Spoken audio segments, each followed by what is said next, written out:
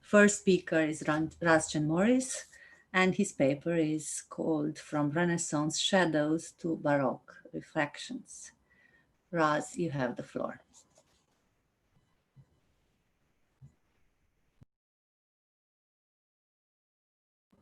You are muted. You need to unmute yourself. Okay. Thank you. Thank you for inviting me to participate in this seminar, and I'm honored and to present this paper, which I'm kind of working on it on and off for the last few years, trying to understand what exactly the telescope meant for Kepler, and moreover, what did the telescope signify for early modern natural philosophy, epistemology in general.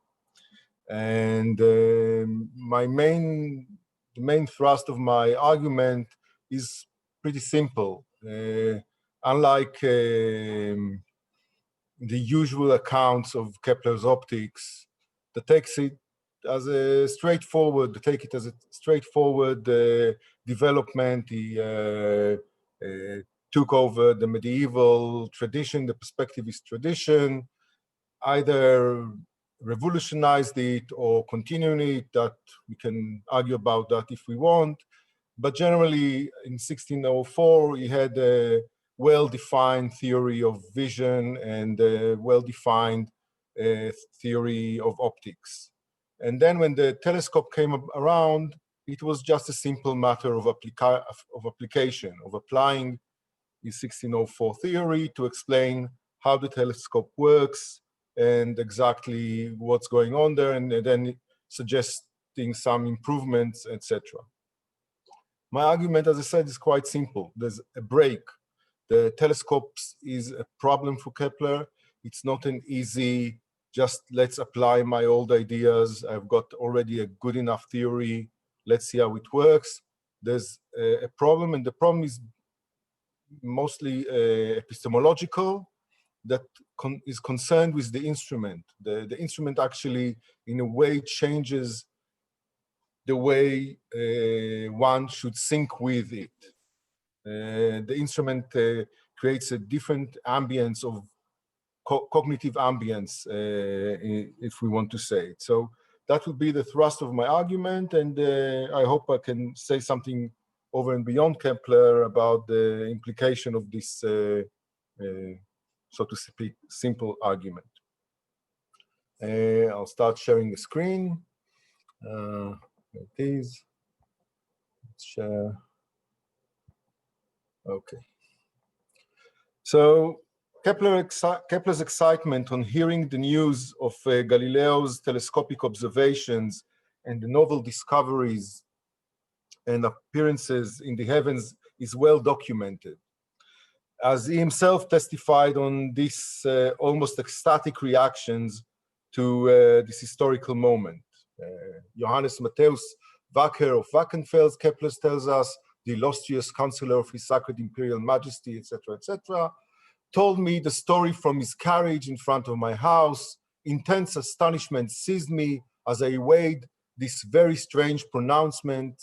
Our emotions were strongly aroused because a small difference of opinion of long standing between us had unexpectedly been settled.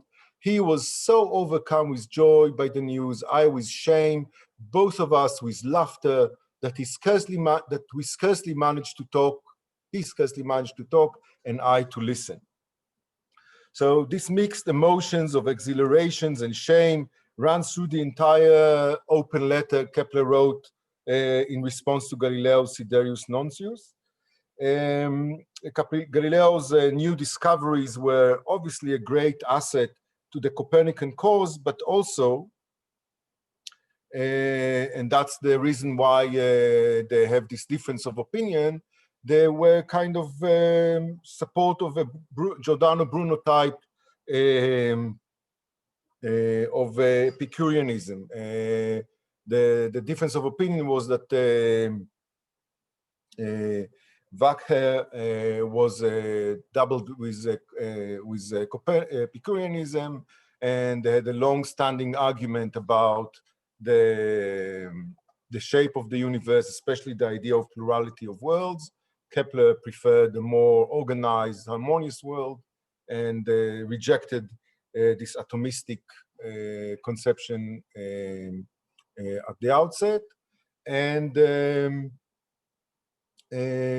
idea that there are so many other stars and planets in that the telescope disclosed meant that maybe Giordano Bruno and this type of ideas of plurality of worlds is winning the day. Okay? If 4 planets have hitherto been concealed up there, what stops us from believing that countless others will be hereafter discovered in the same region? Now that this start has been made, therefore, either this world is itself infinite, as Melisius thought, and also the Englishman William Gilbert, or as Democritus and Leucippus taught, and among the moderns, Bruno and Bruce, there is an infinite number of other worlds. So that's the first challenge that the telescope set to Kepler, and he finds an answer trying to show that that doesn't mean that the world is infinite, and that he can still keep a sort of harmony in this new world the telescope disclosed. The second challenge, however, was maybe more embarrassing to Kepler, as these sensational observations shed negative light on Kepler's use of the 5 Platonic solids as an explanation for the existence of only 6 planets. Therefore, I besought myself how there could be any increasing number of planets without harm to my cosmographical mystery. In that book, Euclid's 5 solids permit no more than 6 planets around the sun, and suddenly there are more satellites, but Kepler thinks that even here we can find some sort of harmonic proportions. He thinks that Mars will have 2 satellites, etc., and that will solve somehow the problem of this that undermined his Mysterium Cosmographicum. However, the last or the less explicit problem, I would argue, concerned optics, because the more crucial point of Kepler's intellectual unease was concerned with the telescope as an optical instrument. Kepler was a severe critic of sense perception, and he presented his new science as endeavor established by a priori reasoning, as a science without hypotheses. In order to supplement this a priori procedure, Kepler devised his new optics, establishing it on the camera obscura as an artificial instrument that can reduce celestial phenomena to a mathematically quantifiable game of light, stains, and shadows. In order to vouchsafe these instrumentally based observations from charges of being reduced to mere fantastically manipulated images, Kepler attempted to anchor them as concrete material appearances. And his main idea was, one, that what we see, as I said, is light and shadow. They fall on the retina and give us an inverted order of the outside world. And then the second point was that there's a difference between an image, which is something secondary, virtual, not real, as he calls it, ens rationale. That is something that is produced by our reason as a calculating machine that try to fill in the gaps of things that it cannot see clearly, that the senses don't perceive completely. So our mind fills the gap with these calculations, producing virtual images that have no real existence. On the other end, that's against the picture, which is a physically real image, something that is on a screen or on a wall or on the retina, and has some sort of physical existence in the world. And this was a Kepler idea of how somehow to disentangle himself from if everything is shadows and light, then maybe everything is completely fantasies of our imagination. He tried to somehow save the day with this differentiation. And the problem with the telescope was that if rays of light pass through one lens, can create either a virtual image, an ens rationale, or can create a picture, a physically real picture. But in the telescope, this image then goes through another refraction, through another lens, and we get the image, the telescopic image that could be virtual on our retina or on a screen. And this idea that something that was completely virtual in the middle between these two lenses now becomes something real was presented a difficulty to Kepler, because suddenly there's no difference between the imago and the pictura. One is turn into the other. So in his letter, in his open letter in the Dissertatio, Kepler tries to somehow quickly cover up and say it's nothing, don't worry, it's all the same. And he says, look back in my book, in the fifth chapter, where I set forth the details of the process of vision, there may be seen on page 202 a diagram in which drawings of a concave and a convex lenses are joined exactly as they are generally combined nowadays in the familiar tubes. That diagram on page 202 of my book could itself surely have indicated the construction to an alert reader, especially if he examined my proofs in conjunction with Della Porta's text. So usually people read this as if Kepler tried to say, well, I've been there before, Galileo didn't invent anything new. I had the idea, but I think there's something more here, because Kepler actually tries quite honestly, I think, to say Galileo is an innovator, his discoveries are great, the telescope is something novel and amazing. And although he does point to a tradition, he doesn't take the glory from Galileo. And I think what he tries actually to confront here is his embarrassment that the telescope with vision is something different. There's something that goes somewhat wrong for his old optics. And he tries to cover it up with this look at that page, and which actually the first one is about short-sighted and the other is about correcting far-sightedness. So it has nothing to do with telescopic observations, except for that by printing accident, these two diagrams are one on top of the other.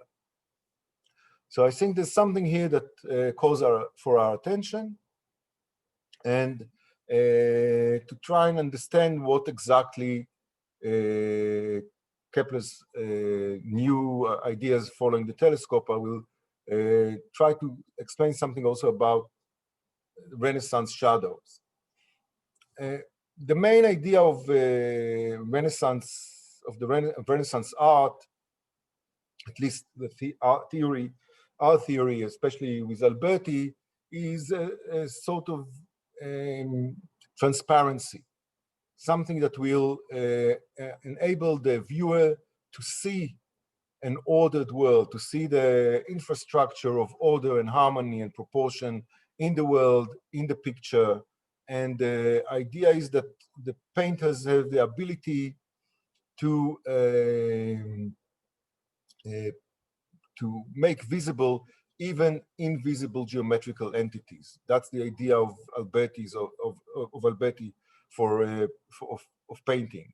So a point is an invisible sign, but in a painting, a point is something that is visible. It is connected, it is determined, but by our ability to see. It's the smallest dot a painter can paint. And that's a point. And in that we kind of materialize this geometrical abstract concept or entity, we materialize it into a canvas or a wall or a piece of wood. And the painting itself is an intersection of the visual pyramid. Again, it's an abstract plane that cuts the visual pyramid, is materialized in the painting, in the way in the painter's work actually materializes this abstract transparency. But as the idea of perspective painting evolved in the 15th century, all kind of problems started to kind of come up with it, especially that the painting is not opaque, is not transparent, it's actually opaque. It's actually is hiding something more than showing something. There's a whole debate about exactly the epistemological status of the painting, and we can find in Leonardo da Vinci's where shadows become an obsession. His research into shadows, into shadow formation, are very innovative. He goes beyond the medieval and classical tradition in actually treating grades of shade as something of importance for the painter.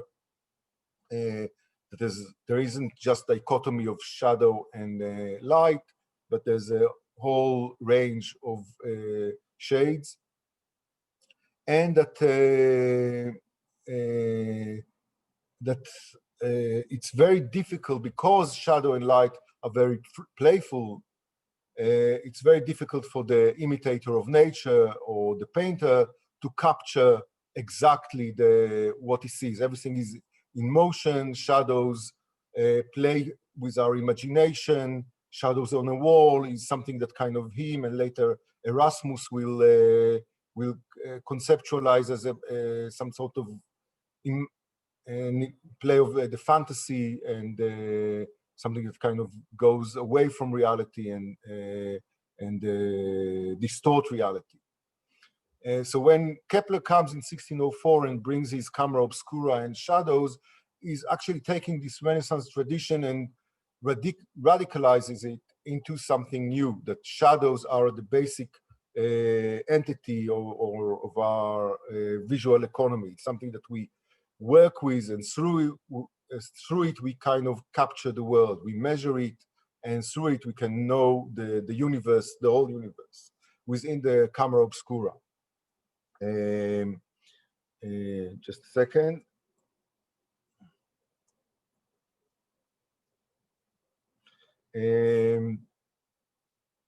So this radicalization then, as I said, faces the telescope, where the telescope actually accentuates again that there's something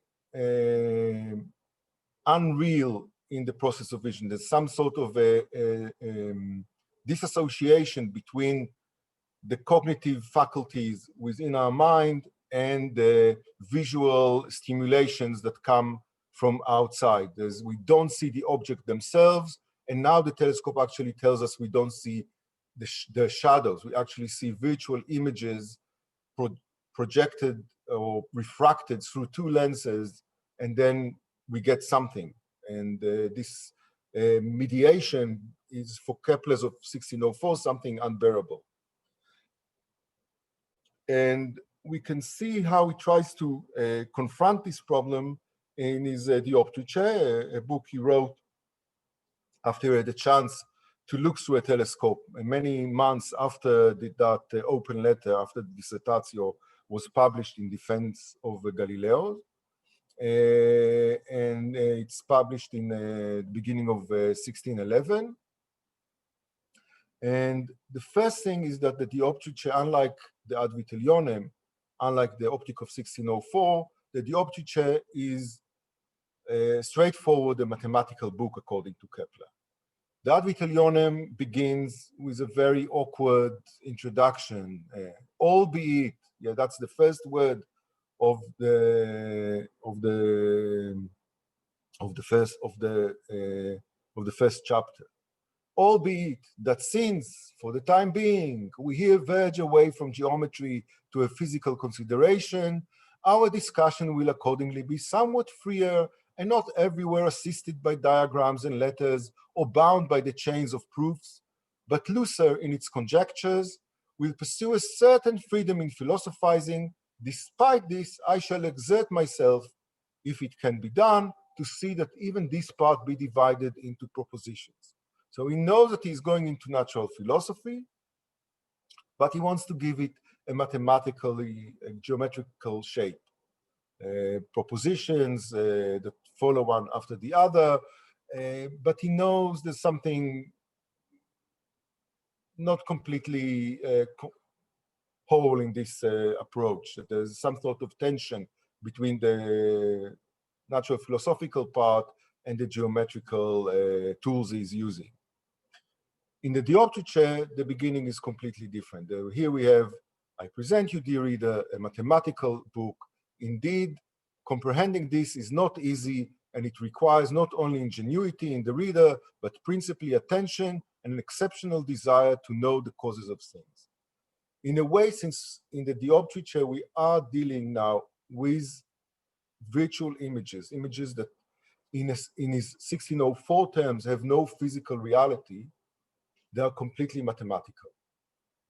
But, and this is emphasized but now he thinks that he can explain the causes of things, actually the natural philosophical nature of light and vision completely through mathematics. Actually, although Kepler never says that straightforward, and as Anthony Mallet showed about 30 years ago in his really seminal article on Kepler's pictures, that he never came up with the idea of a virtual image or a geometrical image. He remained with this idea, the differentiation between a picture and an image, and only Descartes will come up with that. Actually, in the dioptrice, I think he already pre-thinking Descartes, but not yet willing to say it clearly, because it does take it as a mathematical book that will explain the natural philosophical aspect of light and sight.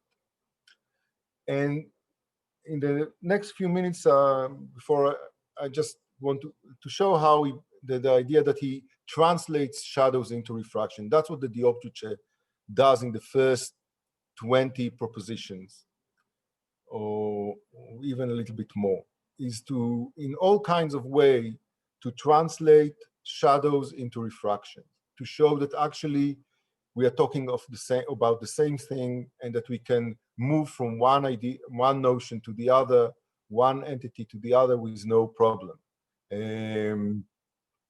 Yeah, this is just an example to project shadows against the sun.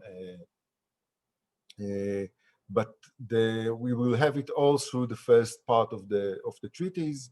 Even measuring refraction is actually using the shadows that the ray of light cast as they pass through a cube of glass or crystal.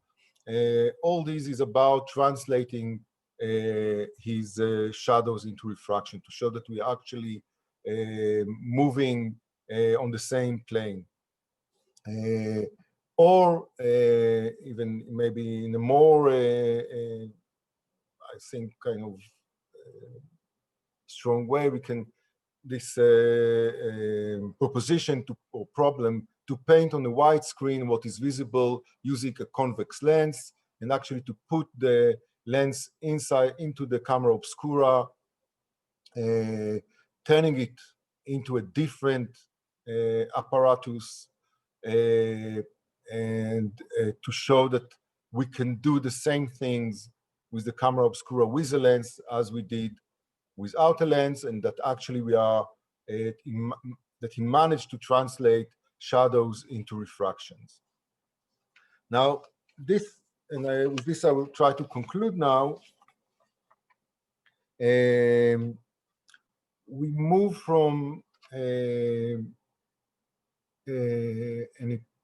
Renaissance epistemological approach, a cognitive approach that sees the difference between shadows and truth, between transparency and opaqueness, as something that is some sort of a tension that we somehow need to solve. And we move to a place where everything is refracted. Nothing has this idea of a transparent, straightforward, immediate cognition. If we look at the first part, at the preface to the Dioptrice, where Kepler criticizes Pena's, the Ramist ideas of a transparent universe, that actually there are no refractions that of light that comes from the planets or from the stars, because everything is full of the same material of air. His criticism of Pena is actually a criticism of this ideal of transparency. There's no transparency everywhere. Everything is refracted all the time. And therefore, through the telescope, through human manipulation of these refractions, that's the only solution to somehow overcome this obstacle. If we can calculate these refractions and we can manipulate them with the right lenses in the right tube, we can know the world, though in a mediated way. I call it Baroque because I have a soft spot for the Baroque, but I think in a kind of a more serious way, there's something Baroque in the sense, not Renaissance, something that kind of open up a venue of thinking about knowledge that takes into account the weakness of human sight, and the idea that imagination has a more prominent role in our knowledge than hitherto was the Renaissance or Aristotelian scholasticism was willing to accept. Thank you. Thank you, Raz. Thank you for the perfect timing as well. So we have plenty of time for questions. Please do raise a hand. Maybe to... Yes? We have Mattia first and then join Q&A, I think we decided. Yeah. Oh, okay. Apologies. Then let me introduce our next speaker, and then people have time to formulate their questions for both papers at the end. So the next speaker is Mattia Mantovani, and the title of his paper is The Institution of Nature, Descartes on Human Perception. Mattia, you have the floor. Thanks, Dana. Thanks, everybody. It's a true pleasure of being here today and see so many of you. I start sharing my screen and go with the presentation. Do you see it properly? Yes. Okay, many thanks. The major, or at least one of the major turning points in early modern epistemology, as compared to most classical and medieval theories of perception, consists, I think, in a claim that, at least as regards quite a number of their features, we don't perceive things as they are. Looking back at the philosophy of the previous century, it seemed clear to David Hume, the passage is a famous one, that the fundamental principle of modern philosophy is the opinion that color, sounds, taste, smell, heat, and cold, which is asserts to be nothing but impressions in the mind, derived from the operations of external objects and without any resemblance to the qualities of bodies. The contrast to previous philosophy couldn't have been stark. According to Aristotle and to Aristotelians in general, we perceive an object as red or hot because the object in question truly is red or hot. Redness, whiteness, rubedo, albedo, just like hotness, dryness, and whatever we have sense perceptions of, were for Aristotelian real properties of bodies. Bodies, in their view, were compounds of matter and forms, and it was these forms that gave to bodies all the above-mentioned features. Sense perception, is well known, consisted for these thinkers in the assimilation of the perceiver to the object, the perceiver taking over the object form. For Aristotelians, therefore, Provided that our perceptual faculties are sound and no error intervenes, what we apprehend through our senses are the true properties of bodies. This theory of sense perception and the metaphysics behind it were, as you well know, much debated and put into discussion into the 17th century by quite some thinkers and by Descartes in particular. According to Descartes, indeed, the metaphysics of material substances was quite different. Material substances are extended things, res extensa, whose only properties are to be of a certain size, shape in one way or another, in motion or at rest. So according to Descartes, bodies can only act upon the perceiver's body by modifying the arrangement of their particles. And however, for Descartes, and this is truly important, the impressions made upon the retina are not experienced as figures, but give rise to color sensations, and so for the other senses. For Descartes, there did exist a radical mismatch between what things are in themselves and how we perceive them to be. Once rejected by the assimilation model of the Aristotelian, Descartes' philosophy raised a radical new problem, unknown to previous thinkers, or at least to quite a few of them. The problem, namely, of explaining why we perceive things the way we do, once excluded that we perceive them as they are. It's the problem of the dissimilarity of sense perception, and in particular, a resulting problem that I would like to address today is the problem of arbitrariness of sense perception. Namely, how is it that for Descartes, a certain texture in external bodies and the resulting impression on the retina give rise to the sensation of red rather than of blue, or for what matters, of cold. In order to account for this mismatch, Descartes undertook in his works a detailed analysis of the perceptual process, and in particular, Descartes considered carefully the relation between brain states and mind states. According to Descartes, there exists a quite peculiar relationship between the two, between the brain states and the mind states, which is designated by a novel and almost paradoxical expression.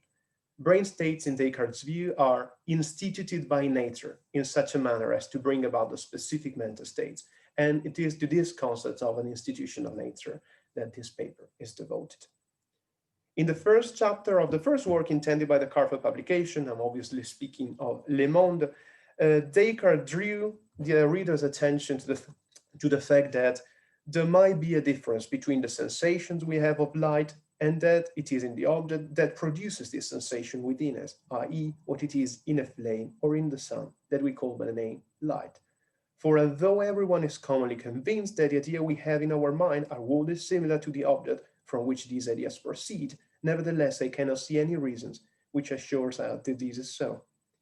And indeed, in the course of Le Monde and so in later works, Descartes ventures to suggest that this dissimilarity was actually the case for all sense perception, at least as regards the secondary qualities are concerned. The distinction isn't Descartes, but the concept can already be said to be there. So Descartes in Le Monde noticed, as language shows that the thought of a certain object can be elicited by something, a sign that is completely different from the object and the thought. And Descartes asked his readers to allow for this possibility that sense perceptions too were equally dissimilar to their causes. Now, if words, which signify nothing except by human institution, suffice to make us think of things to which there bear no resemblance, why then could nature not have also established some sign which will make us have the sensation of light, even if this sign contained nothing in itself which is similar to this sensation? It isn't a task that nature has established laughter and tears to make us read joy and sadness on the faces of men. Throughout his life, Descartes resorted many times to variants of the language analogy to lend support to the claim that sense perceptions might not and do not in fact resemble their causes. And in the course of the 30s, Descartes came to conclude that the analogy between language and sense perception ran still deeper. Both languages and sense perception, Descartes argued, are founded upon an institution. In Descartes' view, to be sure, historical languages rest upon l'institution des hommes. But the example of laughter and tears shows, according to Descartes, that we can also speak of some signs established by nature, or some institution of nature working in the domain of sense perception specifically.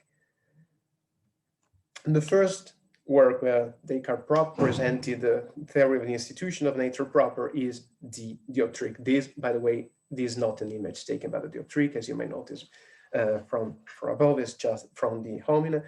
But what Descartes wanted to do, so in the dioptric, is to break down the perceptual process into pieces from the object to the eye, the inner state through the optic nerves, and then within the brain cavities. And Descartes did so in order to show that similarity breaks down at all stages of the perceptual process.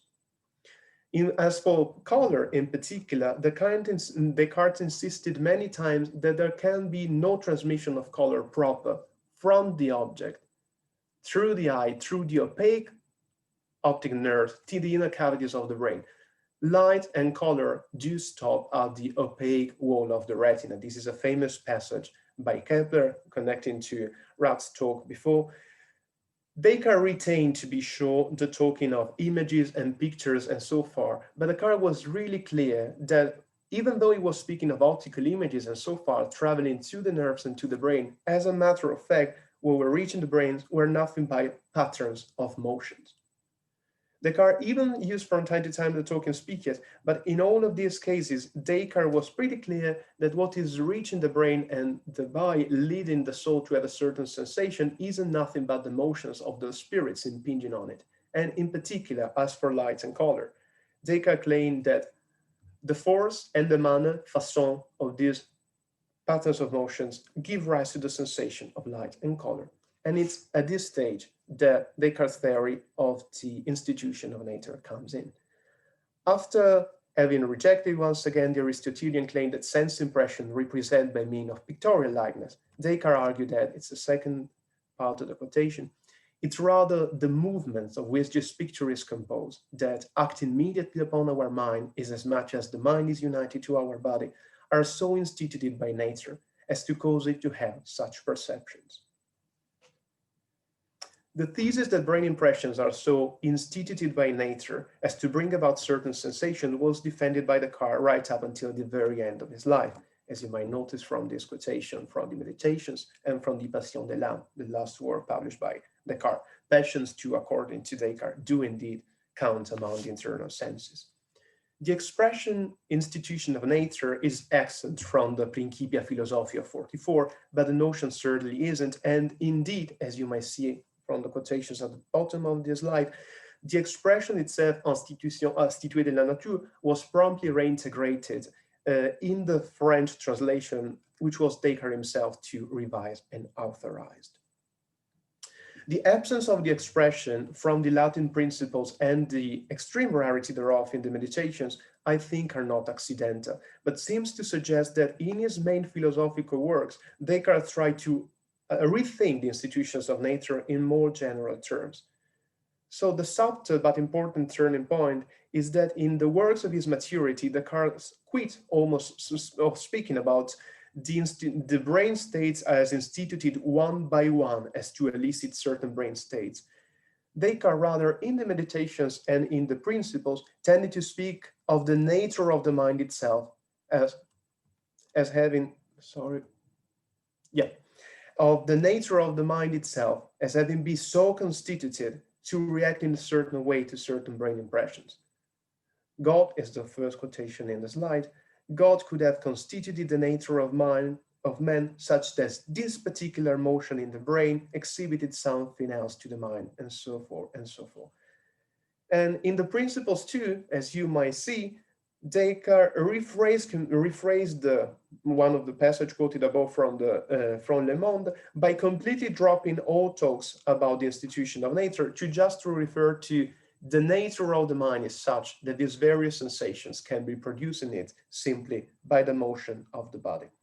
So what we do have in Descartes' Latin works is all the different institutions of nature to bring about certain mental states counts for Descartes' existences of one superordinate institution, is the institution of the mind itself as established by God in creating it.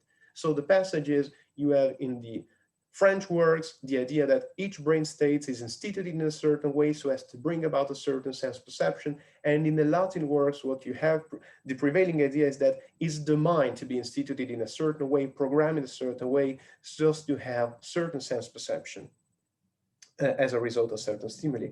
And this shift from a natural to a divine institution is remarkable, but directly follows from Descartes' idea that you, as you might see at the bottom of the slide, that nature is nothing other than God himself, or the order system of created things instituted by God.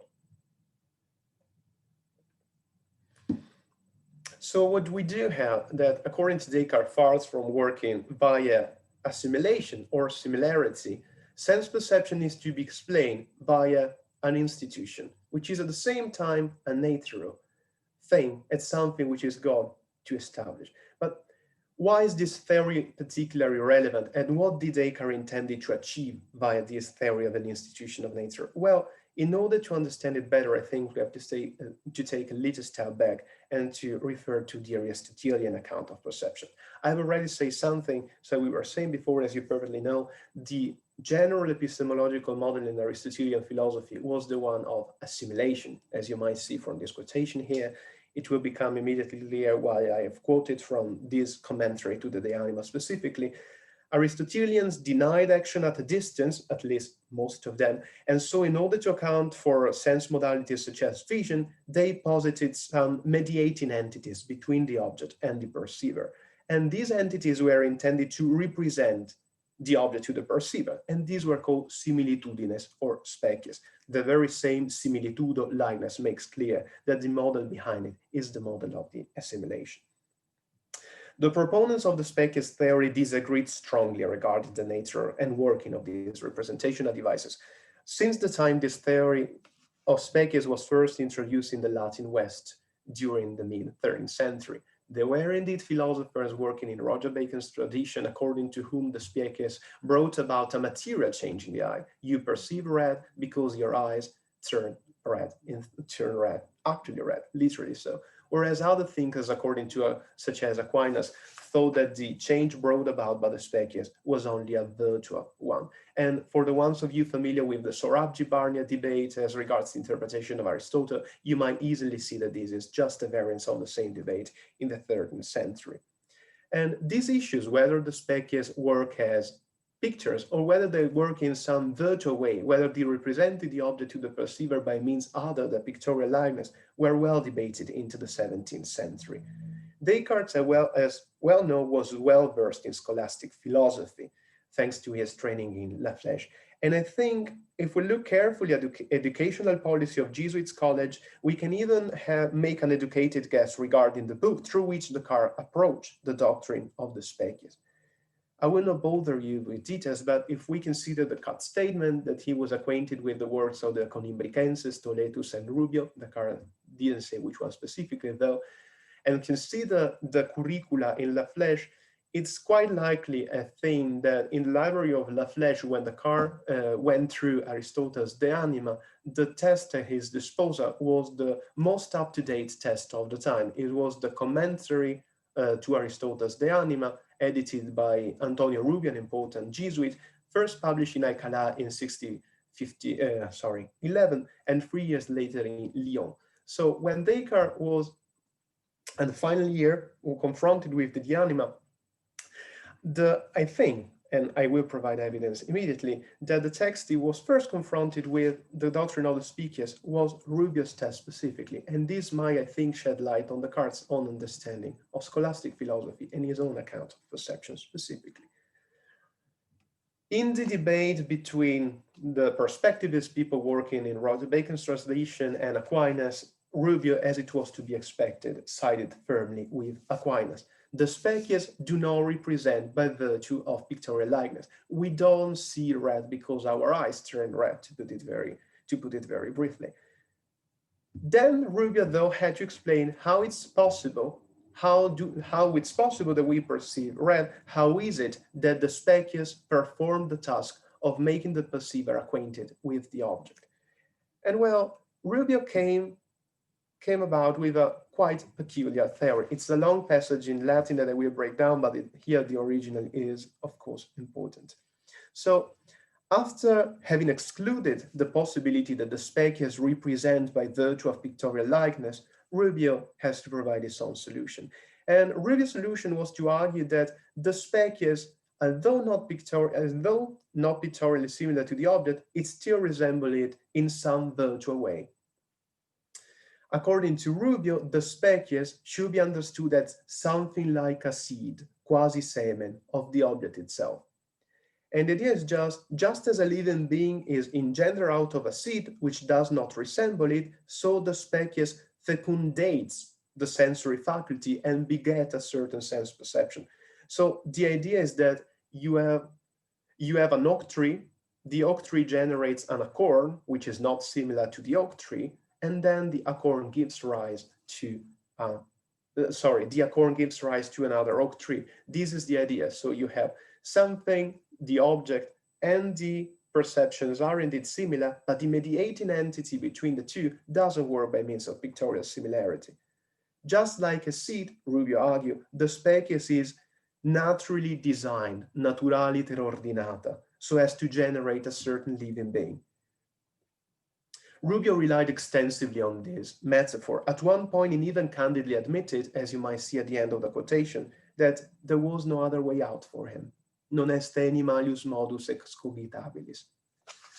Rubio's theory enjoyed considerable popularity in Jesuits college, not only in France. By means of example, Fopiscus Fortunatus Plemp, who had studied in Ghent, reproduced almost verbatim Rubio's account of the virtual character of species in his 1632 Ophthalmographia, as you might see here. The point is extremely relevant because this Ophthalmographia was written at the time where Descartes and Plemp were together in Amsterdam, and they were discussing together about the species. As a matter of fact, I think that the Ophthalmographia is unfortunately much understudied, but I think when Plemp in the Ophthalmographia speaks of the versatissimus quidam opticus, a certain well-versed optician, he's indeed referring to Descartes. And Descartes' famous passage in the Dioptrique, when Descartes makes fun of the idea that there are other ions in the brain, is in fact, I think, directed against Plemp. So Descartes in 32, at the time when he was drafting Le Monde, was confronted once again with the theory of Rubio, and with the idea that the species works by means of having been somehow established by nature, naturaliter ordinata, as to bring about a certain sense perception. As you know, so this would be pretty much the idea. According to all Aristotelian thinkers, our sense perceptions of a red object shows that there is indeed something red in the object. Descartes rejected this model completely. We don't need to have anything red in the object, and in order for us to perceive something red, we don't even need the preservation of similarity as for the patterns of motion. The crucial gap is here. From the brain impression to the mental state is here, according to Descartes, that the institution of nature comes in. So this is famously coming from the Regula. Once Descartes agreed with Rubio that the impressions made upon the sense organs and the brain do not work as images, but they drew pretty much different implications from this claim. I think that the claim by so eminent a Jesuit professor that the species is naturaliter ordinata as to bring about a certain sense perception impressed quite deeply Descartes and set into motion his thoughts maybe already at the time of La Flèche. Descartes, by the theory of an institution of nature, replaced Rubio's account grounded in a biological metaphor with the theory of an institution patterned after the case of language. What you do have here, and this is the truly important point, is that by this theory of the institution of nature, it's clear that it's possible for you to imagine, and Descartes did indeed make room for a plurality of equally legitimate sense perceptions. So the true point is that if you say that we must perceive the object as red because this is red, once you abandon this idea completely, it's clear that the same properties of the object and stimulation on the brain can give rise to completely different sense perceptions.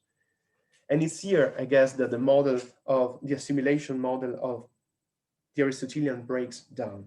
So with the intentionally provocative expression of an institution of nature, Descartes was trying to capture at one and the same time two different and apparently conflicting aspects of sense perception.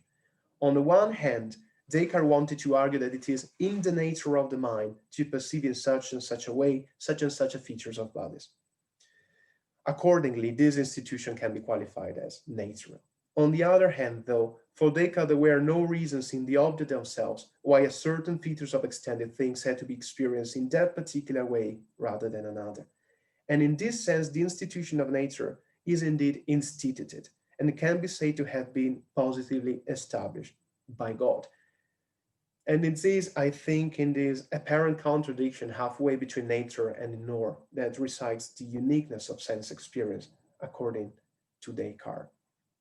But why is it then, my apologies, why is it then that we human beings do in fact experience this set of sense perceptions rather than this one, and indeed rather than any other? Don't worry, in 5 minutes I'm done. As I was saying, the basic idea behind the Aristotelian philosophy of sense perception is that we do apprehend the true properties of bodies. Sense perception is intended to make us acquainted with the elemental constitution of things. Once Descartes abandoned this idea that sense perception tracked the true properties of things, he had to come up with a quite different account of sense perception, which is indeed what Descartes did. According to Descartes, sense perception isn't intended to truth, but it's intended to ecology. This is a famous concept that it was first, maybe among the first interpreters defended by Guéroult. Then you find it also interpreters like Hatfield and Simmons stressing on this point. But Descartes, in the Meditations, came really clear that sense perception wasn't given to us, properly speaking, wasn't given to us to understand how things are, but to get around in the world. Sense perceptions have been properly given by nature, simply to indicate to the mind what is beneficial or harmful for the composite of which it is a part. And to this extent, they are clear and distinct enough.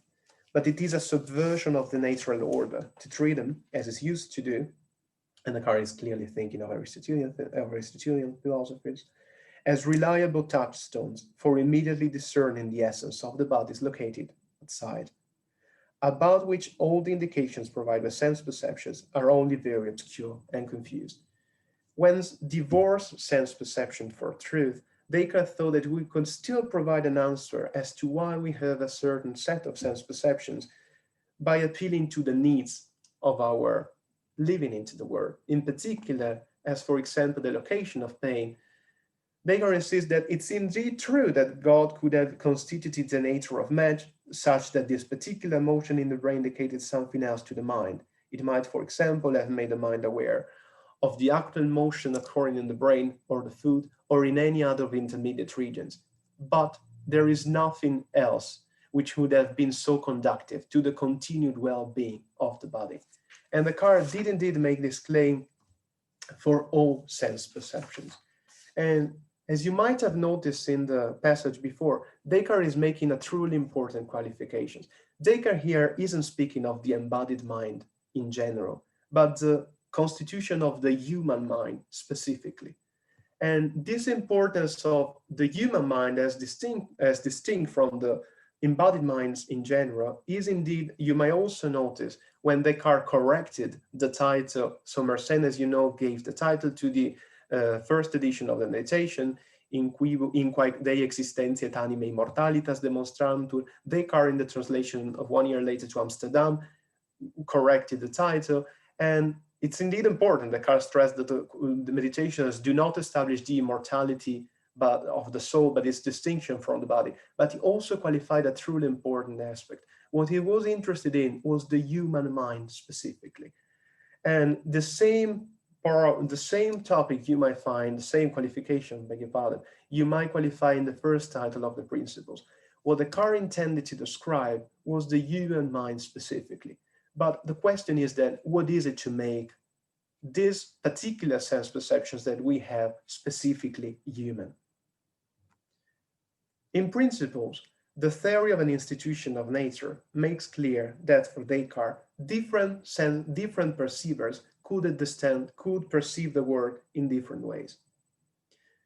This is not the usual skeptical argument. The skeptical argument is, well, I do see the world in a certain way. My dog sees it with other colors. We cannot tell which of the two is right. Therefore, who knows? Maybe things are blue, maybe things are red. Descartes' argument is completely different. Descartes' argument is, we are no longer playing the game of truth in sense perception. Sense perceptions cannot be any more false or any more true. What they are intended to do is to make us to survive into the world. Let's be very clear. You know, there is a debate among interpreters whether Descartes allowed or not perceptions to non-human animals. I think he did not. Or better, Descartes, at the very least, was clear that we cannot provide arguments that animals do perceive, non-human animals do perceive. But the question, I think, would, in case non-human animals perceive, what would they perceive? Is, I think, worth asking. And you might immediately realize, I think, that here there is, I think, a very important divide in the history of sense perception. According to Aristotelians, and I quote from Aquinas, human and non-human animals do perceive the same, simply because this is how the world is. Things are red. We must perceive them as red. If we don't do so, this is just an instance of misperception. As for the location of the pain or for the colors, for Descartes, on the other hand, it might be the case that different animals with different needs have different sense perception and locate them differently. This is my example, not a car, of course, but whereas we human beings, it makes sense to experience the world at the tip of our feet whenever we're doing it, animals discarding their tails could have quite a different set of sense perception, as this could better enable them to do around in the world. And so for the things we're reacting with, pleasure and so forth, the arrangement of colors, you can imagine that people that needs to spot ripe fruits from the leaves can have a different set of sense perception as most conducted to the well-beings than we do. So to conclude, I think that Descartes at the end of the Meditations came to a pretty surprising conclusions.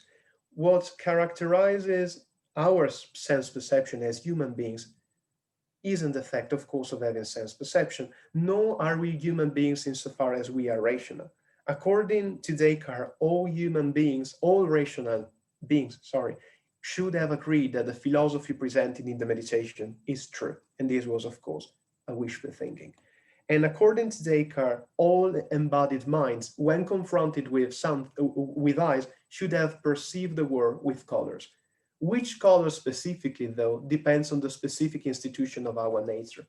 It may well be, indeed, that we are the only animals able to perceive Descartes' portrait as painted by Franz Hals in the way it was intended to be perceived. And I think it's in moments like this that we realize anew how beautiful it is to be a human being. And many thanks for your attention. Thank you, Mattia. Okay, there are a number of questions already in the chat. So let me, without further ado, call upon William Eaton. Bill, a question for us. Hi. First, thank you for a wonderful talk.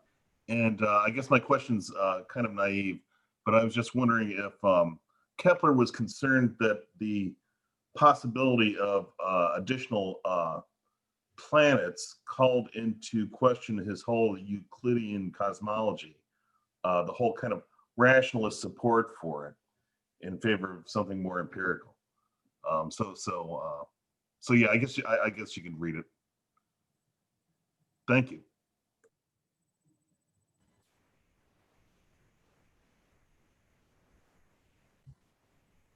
Raz, you need to unmute yourself. It took me a minute, a second, not a minute. Empirically correct. Thank you for this question. I think the one thing is that Kepler's rationalistic cosmology it's not entirely anti-empiricist. It's actually one of those really, he has a very peculiar kind of empiricism. He's very much concerned about facts, about measurements, about exact measures of the universe, but at the same time, he feels that it has to somehow be accommodated into a preconceived harmonic framework. And the question is, which harmony do we take as our point of departure, as our a priori point of departure? And what will happen in the decade after the Astronomia Nova and the telescope? Both of them will contribute to, in different ways, to undermine this Platonic solids nested one within the other in his Cosmographicum, would be to point him to a different sort of harmony and order, which is much more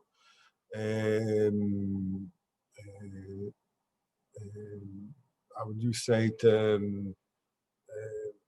much more abstract, less intuitive. The harmonies of Harmonices Mundi is not nice numbers. It's very complicated ratios of cubes and squares of distances and time. It's not the nice visual harmony that we have in the Mysterium Cosmographicum. And I think this is what goes on in around 1610, that this is the difference. He still seeks an a priori, what you call rationalist cosmology, but because of, but it's different. It's becoming more secondary, from a second level harmony, and not the first simple numbers or nice shapes in the universe. I hope I answered that. Oh, no, thank you very much. It's just fascinating. Yeah. Right. Ohad, a question for Raz. Ohad Nakhtami. Hi, thanks, Raz. It's very enjoyable talk. It's very interesting. And my question is basically about the relations between the telescope and normal sight. So you started from the telescope being a problem for Kepler, that it produces a new cognitive ambience, a lovely phrase, by the way. Then the talk shifted more to what seems to be more about normal sight, but the Renaissance examples and the translation of shadows to refraction, and you didn't really get back to the telescope. So I'm wondering whether the telescope kind of is an extension of the issues that come up with normal sight, or does it create a different problems? That's okay. My point was really that there is a problem, that Kepler has a problem with the telescope, and therefore the idea of, and the problem is that he tried to solve normal sight, the Renaissance, or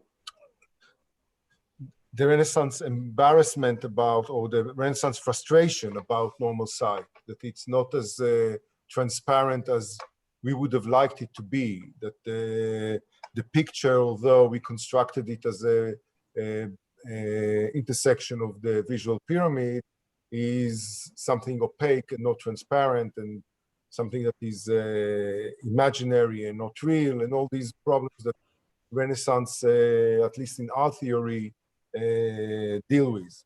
So it tries to solve this frustration, but saying, okay, let's say that sight is not transparent, is about shadows, etc. But then the telescope kind of radicalizes this move, because suddenly it's not just shadows that I can contemplate peacefully within the camera obscura, measuring them, etc. But suddenly it's something that is all the time manipulated with and it's refracted, and it doesn't, the shadows don't create a clear picture, but they create virtual images. And in that sense, the telescope become, I think, kind of a cornerstone of a new paradigm of vision, that what Mattia talked about in Descartes, and if we see Galileo later in his debates with the Jesuits about the comets. And Kepler himself, although he doesn't write anything more about optics, which is, I think, also significant after the dioptrice, is kind of, that's as far as I can go, he says to maybe to us, his readers. Anything else would be so radical that my world will be undermined. That I think that's kind of, that's where it stops. I can translate shadows into refractions, and in that kind of way find peace for myself in using the telescope as a means of observation. I guess that would be my line of answering. I would also like to insert a question here, and actually that might connect with what Elaine has just written on the chat. So my question was, if everything is refraction, if there is no perfectly transparent body in Kepler's universe, that means that, does he have a sort of proto-conception that light is continually lost somehow?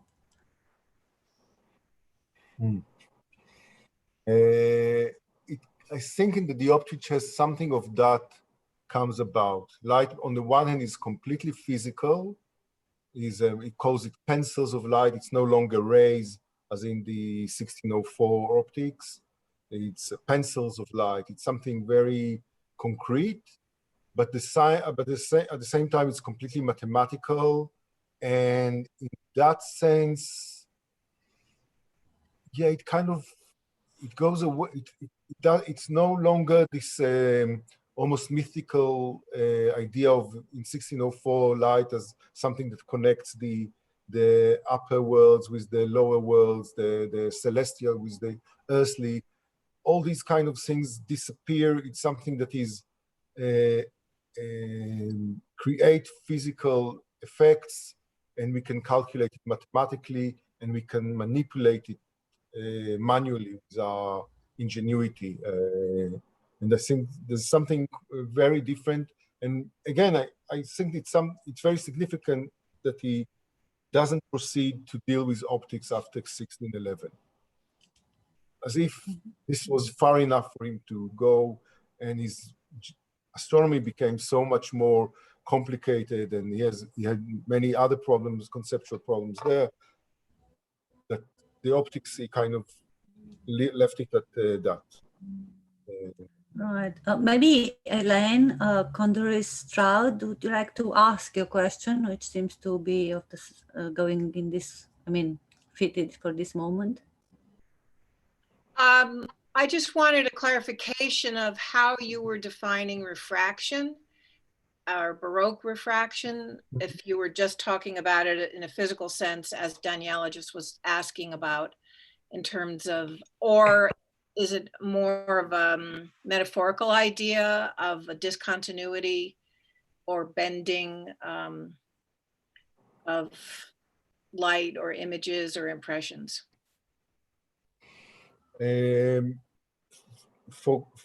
It's very interesting because Kepler's first definitions in the dioptrice is not of refraction. It doesn't define refraction, even though this is the topic, the issue, the subject of his treatise. He starts with defining inclination, and that there is a way that a ray of light divert from its straight path. And then when it comes to refraction, the definition is actually by creating refractions. We have to make refractions to measure them in order to know them. Otherwise, it's just some sort of a sub-species of inclination. And from that, we can see that for him, everything is refracted. Things that come from the stars and planets are refracted through the atmosphere, and then they are refracted again within our eyes. So we have like a continuous bending of impressions of light, of the visual data that light carries, into our eyes and into our mind. And in that sense, there's always something metaphorical about it. There's, on the one hand, there's something physical about light is refracted as it passes through different media, but there's something also that sense perception is not something we can hold on to for our knowledge. It's about how we calculate these inclinations and refractions of light. Is the bending of light that we can know something about something. It's about this inner faculty that calculates all the time and that can create a real knowledge of the world. Enrico had a question. He had to leave, but I think it's perhaps an interesting question. So Raz, well, I can kind of read it, summarizing for you, so that people watching us on YouTube can also know what it is about. So Enrico says, I'm intrigued by your remark that here we see the passage from a Renaissance epistemology to a Baroque one in terms of a movement from an optimist to a more pessimistic view of human capabilities. And that there is a way of looking at the Baroque in a much more pessimistic manner. So the other way around. Would you like to comment on this? Yeah.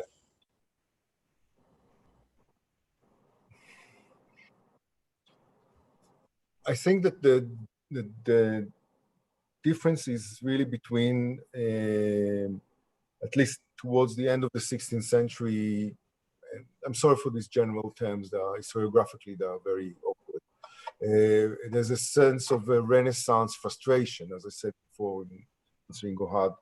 The idea of Alberti that we can somehow, through painting, through mathematics, can somehow order the world, or at least create an ordered vision of the world, has all kind of inner problems and contradictions that eventually, at least the second half of the 16th century, we see more of a frustration of we really want to see, but something causes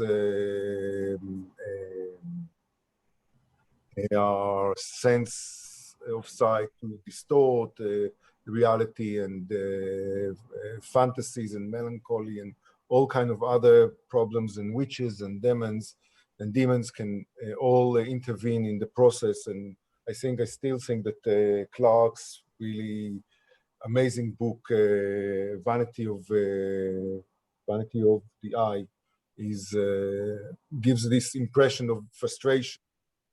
And what Kepler, and in a way I think maybe Galileo and Descartes as well, do is kind of cut through this Gordian knot and saying, okay, so we don't see, so what? Now let's see what we can know about the world if our eyes don't work properly. If what we see is shadows and light. And in that sense, maybe the first half of the 17th century has some sort of freedom of action, but still it comes from a point of view of the limitations of and a pessimistic view of human capabilities. There's like a new game to play. There's a sense that we can achieve quite a lot of things in this new way of playing, but the basic notion that we lost some sort of an immediate contact with the physical world is still there, and it won't be solved. We saw Mattia brought this fantastic quote from Hume that still captures it so wonderfully, that there's no relationship between what goes outside and what goes inside. And so in that sense, I think it's not about pessimism and optimism, it's about frustration, and somehow to get over this frustration and do something in the world that at least at a certain moment gives it a sense of action, of achievement. There is a question from Dolores addressed to both speakers tonight. Dolores, if you want to formulate it yourself.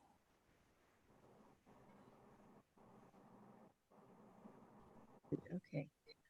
Thank you for both papers. Roz, I was very struck by the quotation you gave from the dioptrics. I don't know if you want to put that up again, but it was basically appealing to the idea that to understand nature and how we perceive nature requires ingenium, which also requires principles of attention, as well as an exceptional desire to know the causes of things. I think this is a really interesting passage because I don't know much about Kepler and ingenium, but I'd like to know from you, to what extent does Kepler simply work within the framework of a kind of Proclus Neoplatonism's idea of parts of the soul, and ingenium would be part of the sensitive part, which of course Descartes thinks as well. But is this power of it, does he think of ingenium as a power? And how interested is he in terms of really working out the, as it were, the nuts and bolts of the epistemology about how ingenium or being able to perceive nature actually works in terms of the framework of powers of the soul. So I then go to Mattia, and of course, ingenium in Descartes is a difficult notion because he has different senses of ingenium. But to what extent would you say ingenium is essential to Descartes' theory of perception?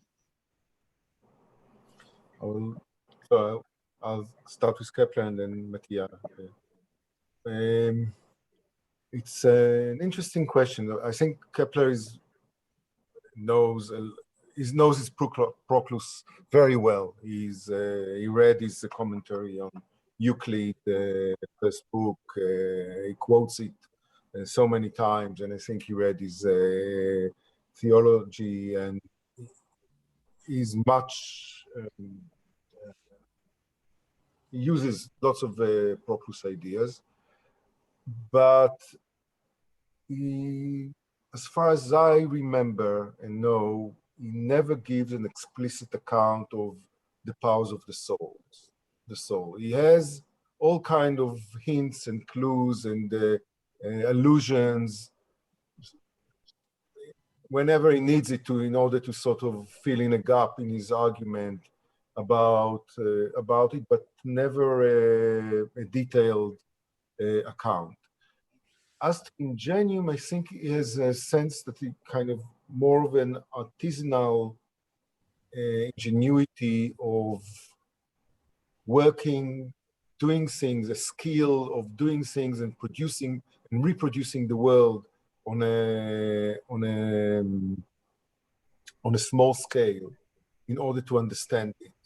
And I think that's what he does in the dioptric, which has lots of actually experimental work, putting lenses in this way or that way, measuring it again, using all kind of lenses and mirrors, and see what happened. So there's something very much manual dexterity that is involved in this sense.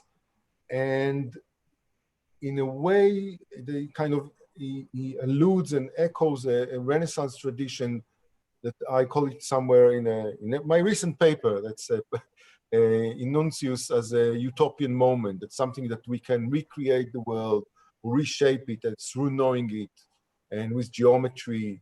And that's something like that Kepler is somewhere well in this sort of utopian world. I think that's I think what I know about his ingenuity. But do you think that that's consistent with the way that the early Royal Society are talking about ingenium, that you have to be ingenious about your experiments? Yeah, I think it's sort of a precursor, or at least somebody who put this idea at the same time as Bacon plays with these ideas as well. So there's some sort of, I guess, at at least at this moment, we can say zeitgeist without taking it too seriously. But there's something that goes around in the early 17th century. As I said, I think kind of utopian moment that uses geometry, ingenuity, political ideals of together. Sorry, now the dog is outside. Give Mattia. It's a participant in our seminar. But Mattia, would you like to take over the ingenium question? Yeah. Many thanks for your question, Dolores. As for the relation between Descartes' philosophy and the Neoplatonic one, well, the structure of the faculties of the mind, when you have one bis cognoscens, a cognitive power directed to the body, going down to the imagination and the sense perception, which Descartes adopts, is indeed mindful of the Neoplatonic setting structure also. As for your question regarding Proclus' philosophy specifically, there are indeed a number of studies trying to see whether there is a link between Proclus' commentary on Euclid and Descartes' epistemology of mathematics. There is in particular David Rabouin who was looking for years for the smoking gun. As far as I know, we don't have smoking guns, but the analogies are indeed striking. And in the rules to the direction of the mind, that regula la direzione ingegni, though, I don't see really the connection between ingenium and sense perception. There is indeed one section, the 12th, we will come back later. I see there is a question about it. But Descartes, for the ingenium in the regula, is thinking of something quite differently. Is, let's say, the intellect itself in as far as directed towards images, and with the intent, the images meaning diagrams, mostly in order to solve mathematical problems. The concept of ingenium fades little by little in Descartes' philosophy, and it takes over a quite different sense. In the Epistola Adventium, so we are in the early 40s, Descartes speaks of the ingenium like the faculty wherein the ideas innate, where the innate ideas are. So in ingenio insito, and he speaks of the notion of God and so forth. And this, of course, as the faculty in a way where the innate ideas are, is pretty far from the theory of perception.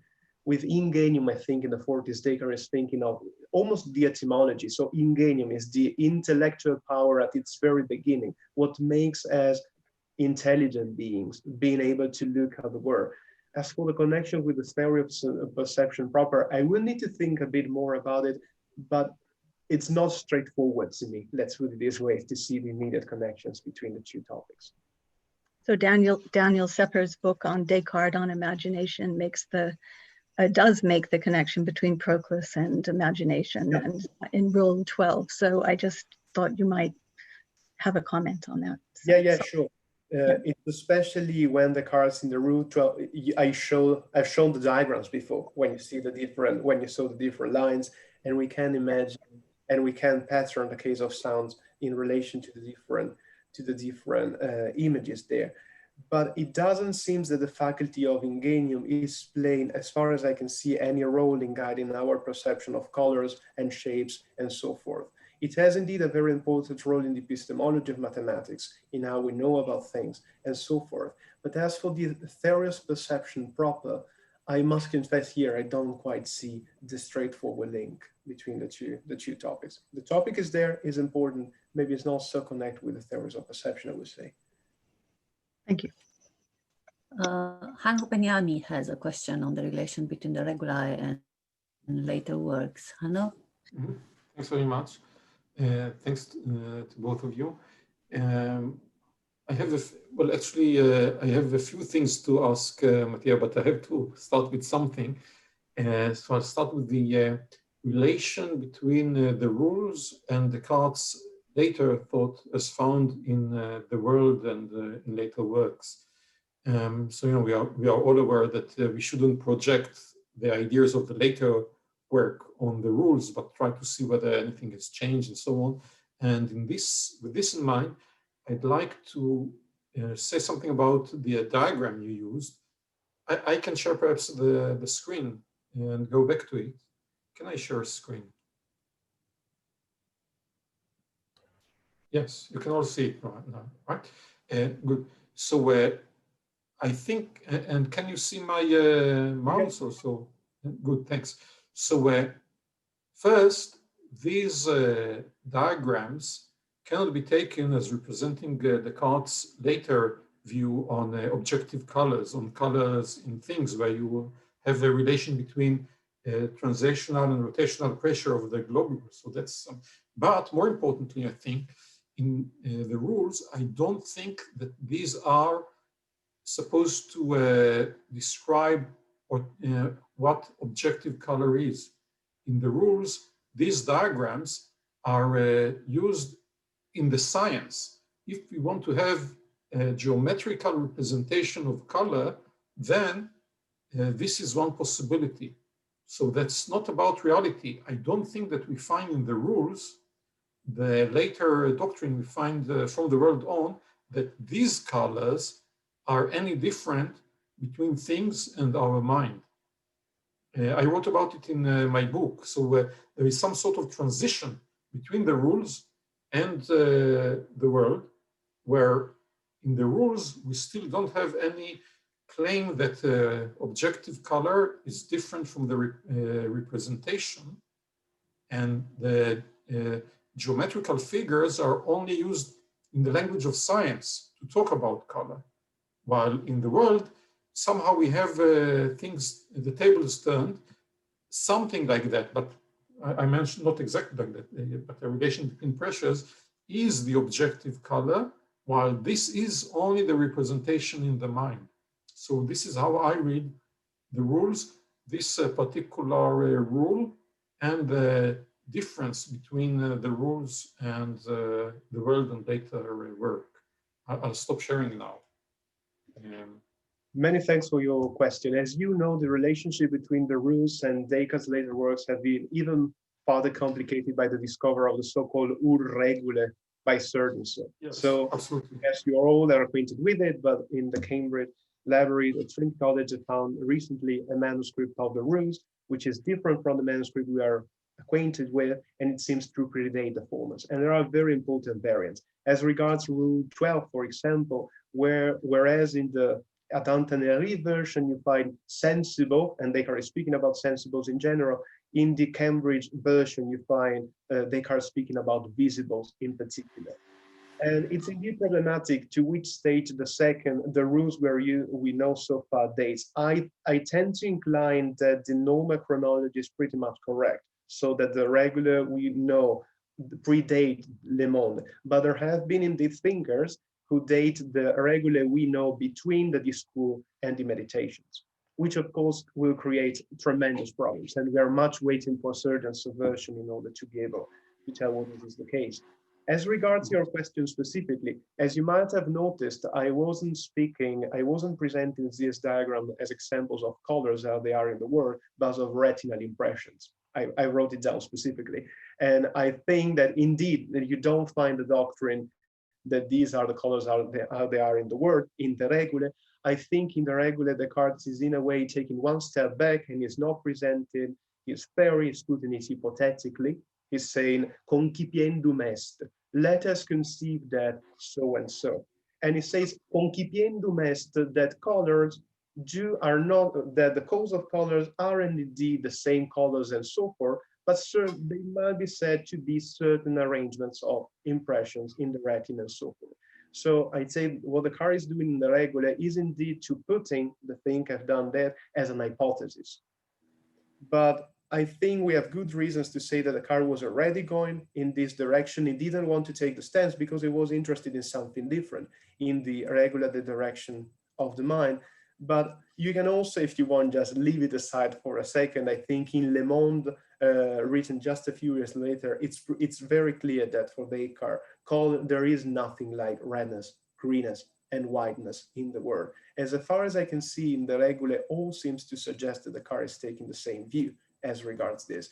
Then as regards the specific epistemology of color, of course, there are many subtle issues in Schuster's recent book. It depends on the theory of light, what you take, whether you have a particular kind of motions or the other. I don't want to take a stance here. This is also why I focus on the relation between brain states and mind states, leaving aside how the brain state is caused in particular by the reflection of light particles.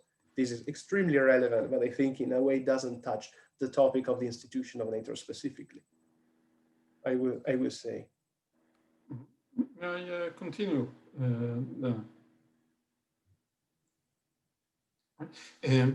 So I'd be interested to know why you think that he's already, well, you said he takes a step back. This formulation assumes that he has already taken the step we find in the world, and then for whatever reason he takes a step back in the rules. I'm not sure he has taken that extra step. Perhaps this is as far as he got in the rules. And we don't find in the rules what we find from the world on. This beginning even of the discussion by emphasis of the possibility of difference between cause and effect. This is how he starts the world. You don't find any of this in the rules. Instead, you find him providing a kind of amalgam of reasons for representing color by means of diagrams, none of which is really very convincing, none of which reoccurs in his later work. It's like he was struggling with something, and then there was a change in 1628-9, which brought about a different approach and I think a different view.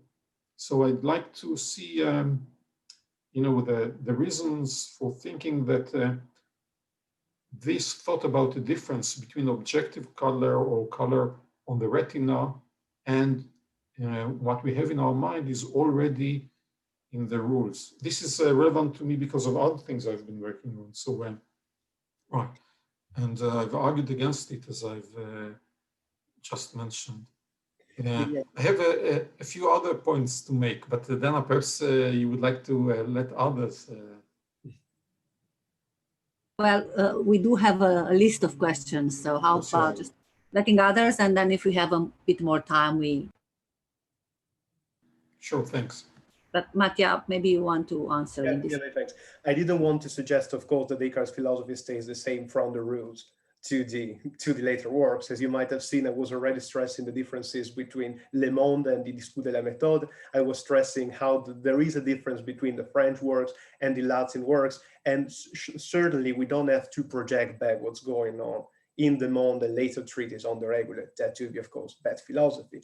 Of course, in case the Regule were written after the Discours de la Méthode, you run into disaster. This is also one point we need to clarify as soon as possible. Otherwise, the entire point of chronology cannot be solved.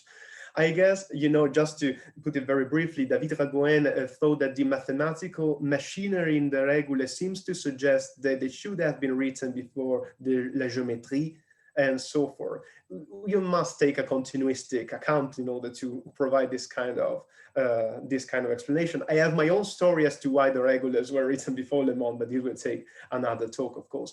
You're indeed right that what Descartes is properly doing in the 12th rule is saying we can conceive the the domain wherein we can conceive more clearly the differences between things is the domain of geometry. So the distinction between a triangle, a square, and a pentagon is clearer to us to the distinction between green, blue, and purple. Therefore, let's rephrase the differences between colors, taste, and smells into figures. Thereby, we gain a better, clearer domain into sense perceptions, into the differences. In a way, what Descartes is doing is trying to take intensive quantities, rephrase them into the domain of extensive quantities, and in particular then of continuous quantity. We can do the job. And you can take the pragmatic stance. In order to do science, it's better for us to deal with triangles and pentagons rather than with colors and like things. If you read the 12 rule as a whole, I think it's pretty much clear to me, we will need to go through the test very carefully, that Descartes is indeed defending something much stronger. At some point between the line, Descartes says, and by the way, the mind might exist independently of the body. There are all this kind of stuff within the rule 12. So I'm hesitant to take, I think— But this is something that Aristotle thought as well. Yeah. But I think there's much more going on. And if we take, if we just take the Concipiendum Est, there is the famous letter to Mersenne where Descartes is saying that the meditations are something like the horse of Troy. I put all of my physics in the meditation, so they take the horse in, and all of a sudden they destroy themselves with their own hand. And I think Descartes is defending pretty much the same strategy in the rules. To say, go with me, I can do algebra better than Fermat, but in the end, you will become an anti-Cartesian like I am, and you will see that there are no colors in the world. This is at least partly of my reading of the rules, but I guess we will need to go through the details for that. And maybe we'll leave it for another discussion or another talk, but many thanks for the question. Right, let me give the floor now to Daniel Garber, who has a question, which is there for a long time. Dan. No problem. It's for Mattia as well. It would be lovely to talk about the chronology of the rules. But let's move on to something else. I was really quite intrigued by some of the speculation that you had about animal perception and color in animals, or how it is that animals might perceive color. And obviously there is a radical difference, of course, between Descartes and the Aristotelian conception that you were talking about, I think in Ruvio.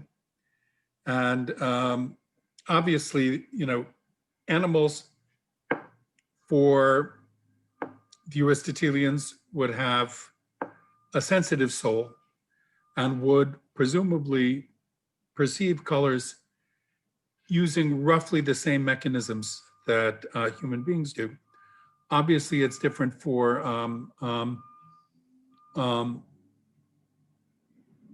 animals, but my sense is that for Descartes,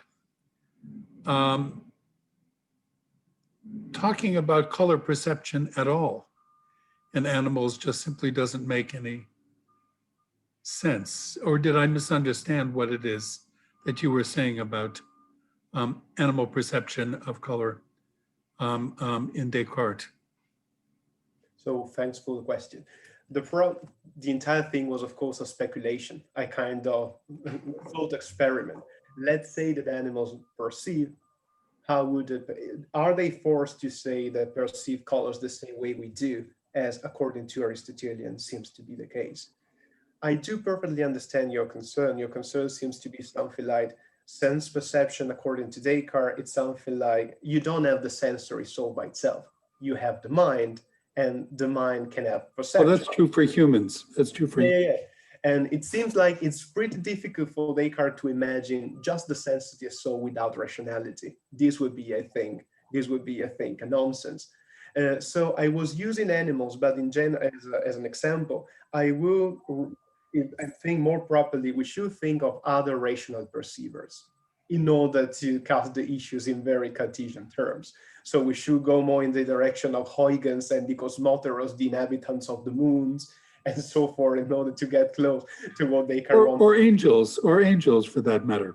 There is the famous letter to Regius of 41, where Descartes is saying angels wouldn't perceive the pain the same way we do if they were. Right. So that's why I'm a bit hesitant, even because I think it's more likely to be inhabitants in the moons than angels. But this is, I guess, this is another subject. So probably, well, the thing is, the thing about sense perception in Descartes is that it does require having a body. Yep. Insofar, angels may perceive things differently, but angels, I think, I don't know. For Descartes does not talk about angels, to the best of my knowledge, but I would imagine that he would think that they don't have bodies, which would mean that they wouldn't have sense perception at all. But this is, to continue this for just a little bit further, there is a really interesting question for Descartes for animals, because it is obvious that animals have sense organs like we do.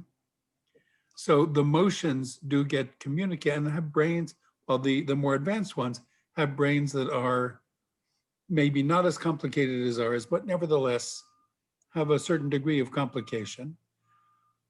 Presumably, there is something going on by virtue of which they're able to distinguish between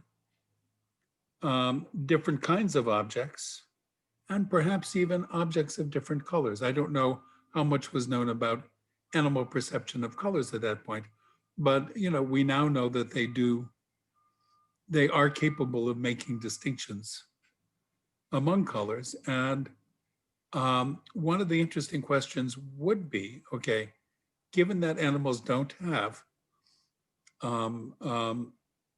immaterial souls, and I think Descartes is quite clear that they don't have experiences in the way in which we do when we're having senses.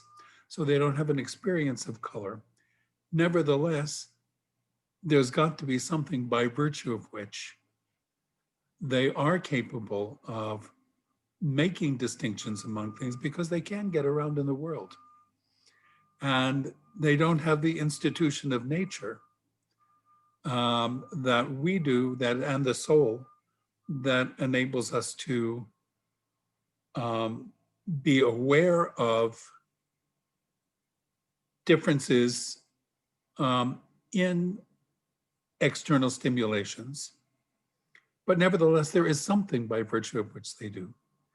And an interesting question would be, what kind of resources does Descartes have for doing that? Yeah, thanks for the question. Descartes is ready to go for that, and absurd and rigorous as this might be, but there is also the famous passage where Descartes is trying to provide a reason as to why sheep avoid wolves. Right. It is, of course, an even more extreme version of what we are doing. Why is it the case that sheep mate with other sheep and they avoid wolves? And well, Descartes has a bit, it's really difficult to say, but the rationale behind the explanation is that these patterns of motion I was saying before, even though they're not similar, they go together with other stimulation and so forth. The basic machinery of the brain is how these two things get related by means of habit and so forth. In the case of the sheep, Descartes is even appealing to the experience of the mother in the womb. There is all this sort of explanation. Of course, they fell short of phenomena. But Descartes, without any doubt, thought to have arguments to say that he could explain everything. Descartes thought to have many arguments to say that he has established everything.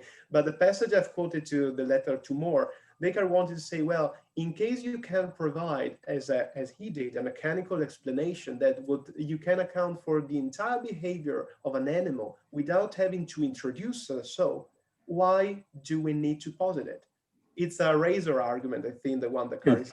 As for rational beings, whenever I see you guys, you are speaking, for Descartes, you are so subtle, sensitive, that this subtlety of language cannot possibly be explained by a machine. And of course, here you have the prehistory of the Turing's problem. How would Descartes reacted to the Turing's problem? Well, maybe Descartes would have said that I don't have arguments to say that I'm just the only human being in the world, and in front of me there are nothing but puppets in the resemblance of human beings and so forth. But as for animals, the problem for Descartes is not so much to say that animals are machines, but that human beings are not. So this is the difficult task. And in fact, I think there was some objection to Descartes that he was really saying that.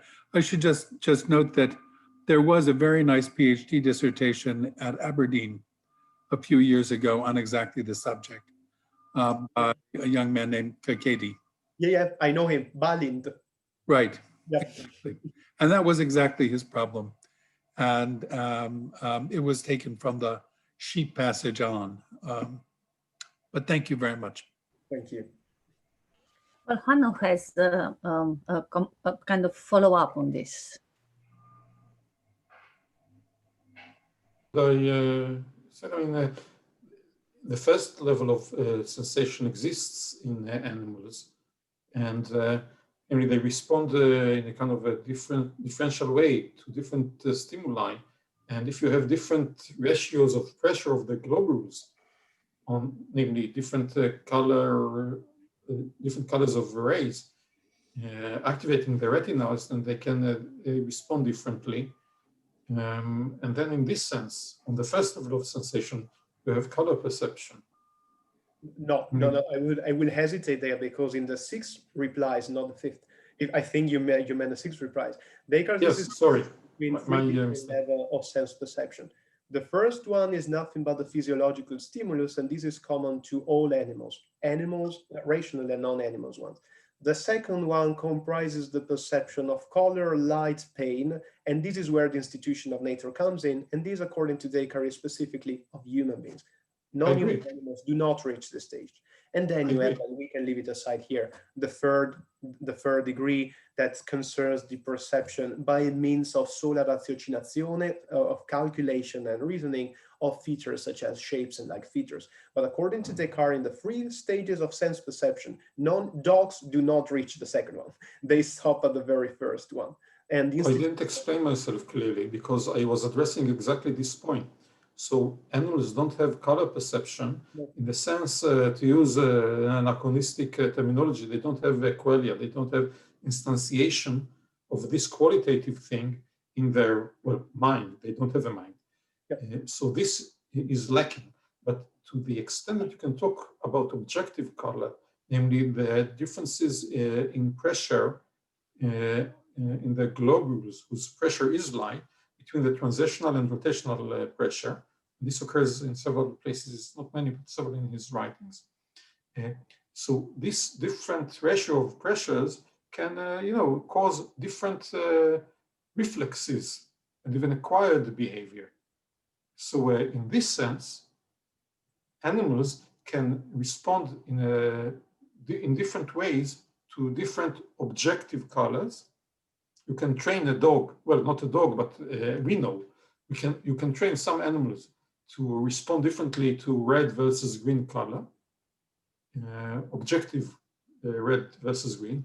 And in this limited sense, making distinctions, and that's what Dan mentioned, in this limited sense, they can have color perception without the second and third level.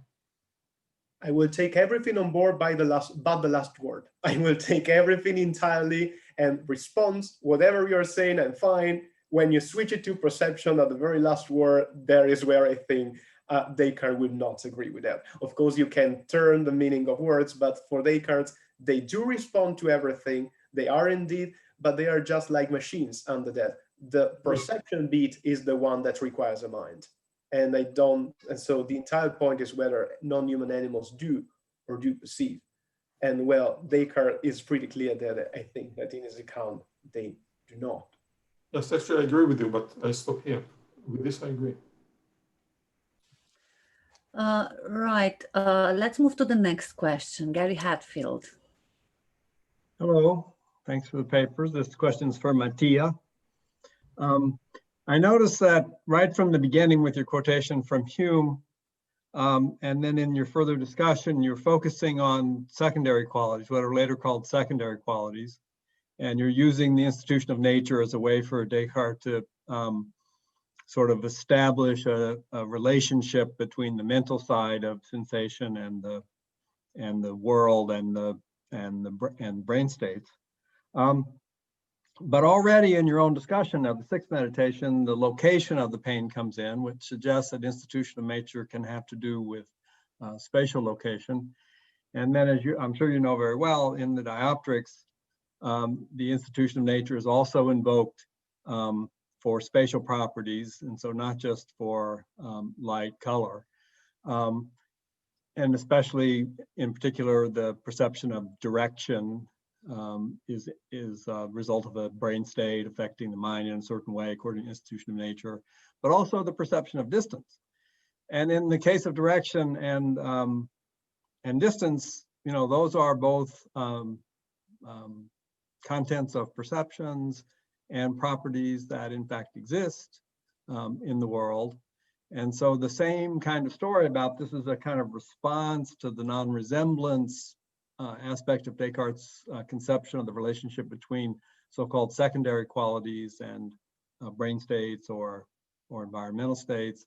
You don't have that same motivation.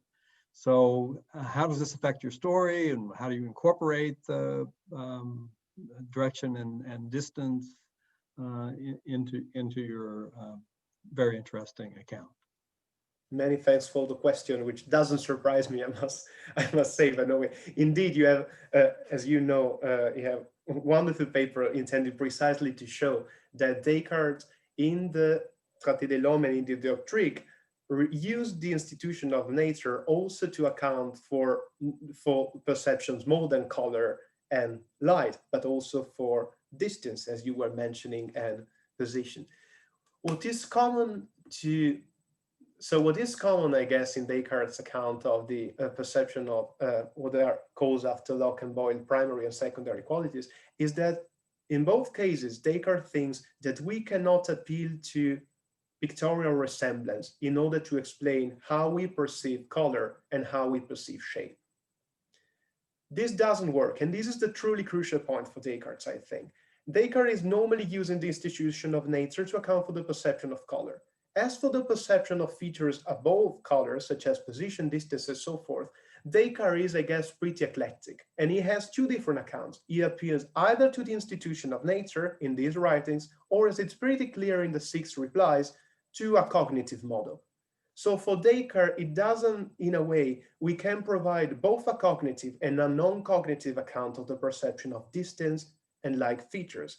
The truly crucial point for Descartes is that both for colors, distance, perception, and so forth, a resemblance isn't doing the work.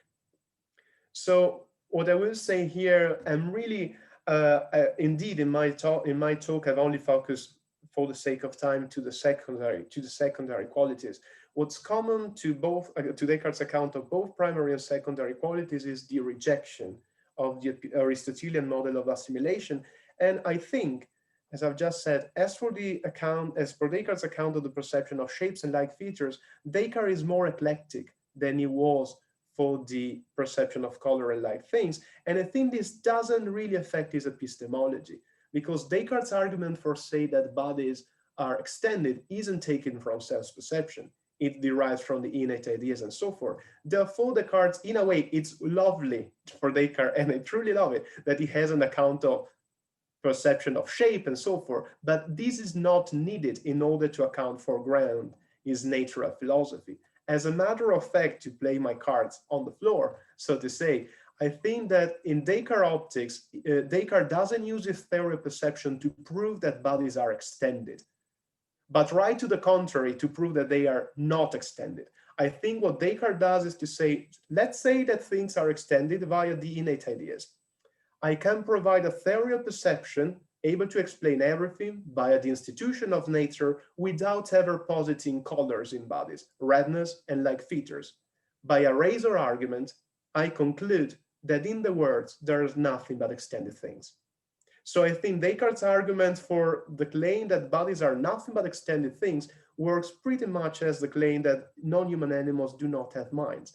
They are both razor, given the fact that you can provide an alternative explanation without ever appealing to sensitive souls in animals and to features above the geometrical ones in bodies. To defend this claim, I would need a token even more, but I was forced a bit to open my cards. So, well, I think you're perfectly right. The institution of nature is used also by Descartes also to account for the perception of features other than colors. But this doesn't affect, I think, his epistemology, and it leaves the fact that the institution of nature is used, and only in order for Descartes to account for follow and like features, Descartes appeals only to the institution of nature, without cognitive account of any sorts. In this sense, the institution of nature account is specific and proper to the perception of color and like features rather than geometrical ones. I hope to have provided at least a hint of an answer to your very big and deep question. Yeah, and it's nice that you bring up the idea that Descartes may have wanted to argue for the matter is extension claim in a way that didn't start from metaphysics and the pure intellect. And especially in Le Monde, you can see that argument as a kind of razor argument. Yeah, and so that's a nice incidental thing that came up by way of your discussion. You know what? So, go ahead, please. I was just going to say about resemblance. is it so clear that he completely rejects resemblance for things like shape and direction? Share my screen if you don't mind while you so that we go to the passage. So Descartes says that there is still a resemblance. What he insists, though, is that this resemblance is residual and it doesn't account for the perception itself. This is the passage from the Dioptrique before the doctrine of the Institution de la Nature is introduced for the first time. And though this picture, in being so transmitted into our head, always retain some resemblance to the object from which it proceeds, as I already shown, we must not hold that it is by means of this resemblance that the picture causes us to perceive the object, as if there were yet other eyes in our brain with which we could apprehend it. So according to Descartes, there is indeed in the case of shape some resemblance. So the projection on the rear of your eyes of a square is closer to a square than to a circle and so forth. But Descartes is really clear. It's not by means of this resemblance that we must account for the perception of shape. How do we do it? Well, either in some passages via the institution of nature using another sense, or as it's most frequently in Descartes, by means of a cognitive reasoning, which reminds us of Bacon's account, Roger Bacon's account of perception of like features per syllogismum. So I think Descartes here is insisting on the perspective theories that we apprehend features above colors by means of the visio per syllogismum, which I found a lovely expression. And I think, and this tradition goes, still I see someone here much expert on Berkeley, it goes till Berkeley in many ways, even though Berkeley is of course rejecting this account, but is perfectly aware that this was indeed the prevailing model of perception for features such as shapes and like. Is there time for yet another follow-up? Okay. Yeah, okay. So we must not think it's by means of this resemblance as if there were other eyes. So we shouldn't take that there's something that's becoming cognitively aware of the resemblance. At the same time, there's a mapping from the location on the retinal image to the various directions that are spoken of just a little bit further in the dioptrics as depending upon the location of certain points in the brain. And the most natural way to think of those locations is that they're ordered topographically, so that there's a topographic relationship between what's on the retina and what's in the brain. In that case, the resemblance would be playing a sort of role, but it's not a role that would be captured by saying that there's another set of eyes looking at a unified image. So anyway, I just think there might be room to explore and not think that one sentence sort of decides the whole matter. Many thanks. many thanks. Right, good. So this brings us to the end of our meeting, just in time. So I would first like to ask everyone to switch on the mics and give a big clapping to both our speakers who did so well tonight. And as for the next week, I would like to give the microphone to Dan. Thank you. Next week, we're going to have a roundtable on Leibniz and on the relationship between Leibniz's physics and his metaphysics. There will be 4 speakers. We'll send around the notice in a day or two, and we look forward to seeing you all here. Great. So good night to you all and see you next week. Bye.